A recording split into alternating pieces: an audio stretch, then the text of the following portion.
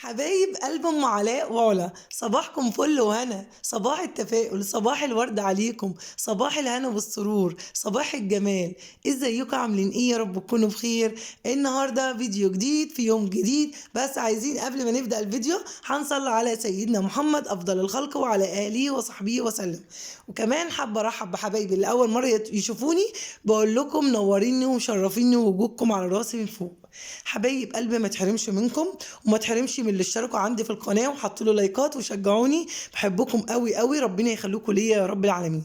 طبعا احمد بقى كان بقاله دلوقتي تقريبا اسبوع نايم في السرير، يعني ولا بيروح حضانه ولا بيروح درس، والدنيا واقفه خالص، كان تعبان جدا. فانا دلوقتي بقى الحمد لله رب العالمين بدا يفوق شويه. قلت له يلا يا احمد قوم كده اما افرفشك والبسك وانعنشك وتقوم كده، عايزه الشقاوه بتاعتك كده تملى الدنيا كلها. صور معايا الفيديو ده عشان نديك حماس واديك طاقه كده، وبطل كسل يا حبيب قلبي. اما قال لي ماشي يا ماما، خد العلاج بتاعه بقى الحمد لله دلوقتي، وبدأ يعني يتنشط معايا كده وبدأ يشوف الحركة والحاجات دي، لأن بجد بجد يعني خس النص. فربنا يكمل شفاء على خير. فدلوقتي بقى انا بنفض السرير اهوت، بقول له يلا يا احمد ساعدني، عايزه بس ايه انشطه واخليه يتحرك، عشان بقاله فتره طويله ومزعلني جدا يا جماعه، والله العظيم زعلان عشانه بجد. يعني احمد ده اخر العنقود زي ما بيقولوا كده، ايه في عندنا في البلد بيقولوا اخر العنقود سكر معقود. فطبعا عايزه لعبه، هو بيحدف لي الكوره، هو كان نفسه يلعب كوره يعني بقى له فتره، كان نفسه يتحرك كتير. قعدت العبه بقى كده وافرحه كده، وابتدي ايه في نفس الوقت اكمل الروتين بتاعي زي ما انتم شايفين. عايزه اظبط الدنيا بقى، لان طبعا عندي ولادي عندهم شقاوه شويه، يعني بيحبوا يتنططوا ويحبوا ينزلوا بقى ايه وهم نازلين من على السرير، يزحلقوا كده فيشدوا المفرش او الملايه. طبعا دي اوضه ولادي، تمام. كنت عامله معاكم في الفيديو اللي فات كانت اوضه النوم بتاعتي، اللي حابب يدخل على القناه او يدخل على الفيديو هتشوف اوضه النوم بتاعتي. طبعا كانت اول مره اصور فيها، وكان اول مره يعني فيها حاجات حلوه قوي هتعجبكم، وهتكتشفوا كمان في حاجات يعني حتى السفره مع في اوضه النوم يعني مع السرير والدولاب، تمام. طيب يا حبايبي، اوضه النوم بتاعت اولادي انا حطاه في الصاله، يعني دي مش اوضه نوم، دي صاله، تمام. عشان الشقه عندي ما فيهاش الا هي اوضه واحده، فانا حطيت اوضه ولادي في الصاله، عشان طبعا ايه مش هينفع ان انا احط السراير بتاعتهم معايا في الاوضه. هتقولوا لي ليه؟ هقول لكم الفيديوهات الجايه هقول لكم ليه. دلوقتي بقى انا ظبطت السرير، الدنيا يا جماعه ما تكون متظبطه بتبقى هاديه وحلوه. يا سلام كمان لو الهدوء ده معاكي بنوتك كده تقوم تساعدك كده، او لو بنوته بتسمعني، يلا ريحي مامتك يا حبيبه قلبي وساعديها كده، ساعديها في اوضه النوم بتاعتك. في اوضه النوم بتاعتها اعمليها مفاجاه كده وامسكيها، روقيها وكنسيها ورشها معطر كده وظبطي لها الدنيا واقفلي الاوضه.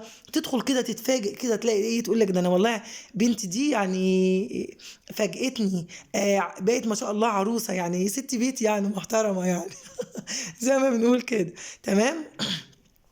فانا عايزاكي يعني اللي تقدري تعمليه لمامتك اعمليه لها، عشان ربنا يكرمك برضو يا حبيبتي في حياتك. واكيد بدل رضيتي مامتك اكيد ربنا يرضى عنك، دي اكيد دي معروفه يعني، دي قاعده، تمام. فانا دلوقتي بمسك بقى، رحت على السرير التاني اهوت، في ديكورات كده محطوطه على السرير بتحط فيها مثلا علاج بتاع اولادي، مثلا ساعه، موبايل، بتحط الحاجات دي فوقهم. مسحت الديكور ده ورحت مظبطه السرير كده وفرشاه زي ما انتم شايفين كده.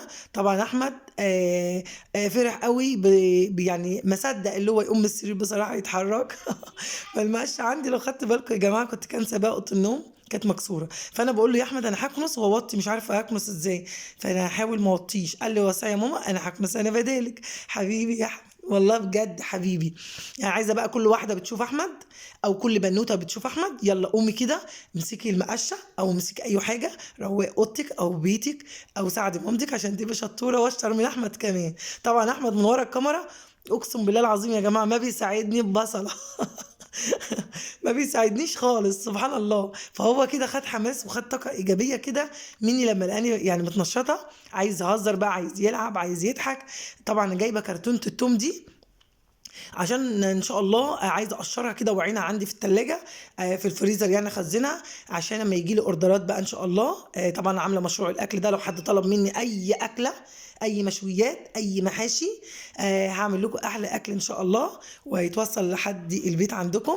يلا عايزاكم بقى تشجعوني وتحطوا لايكات كتير عشان المشروع بتاعي يكمل على خير. هو مشروع بسيط قوي بس ان شاء الله يساعد في المعيشه، وكل واحده يعني تبقى واقفه جنب بيتها، بتساعد اولادها قبل ما تساعد جوزها. اقسم بالله ما تقوليش ده انا بساعد جوزي وازاي بجيب له وازاي بعمل له. قبل ما بتساعديه يا حبيبه قلبي بتساعدي نفسك وبتساعدي اولادك وبتساعدي بيتك. جوزك مش محتاج للقرش بتاعك، انت بس يعني ايه، حاجه بتسند وخلاص مش اكتر. بقى ما تقوليش بقى ده انا اللي هنا ومن اللي هناك. احنا بصي انا تحت رجل جوزي. معرفش غيري بقى يبقى تحت رجل جوزي ولا فوق رجل، معرفش، بس انا عن نفسي بقول لكم انا تحت رجل جوزي، والحمد لله راضيه بعيشت قوي. وكده الفيديو يكون خلص.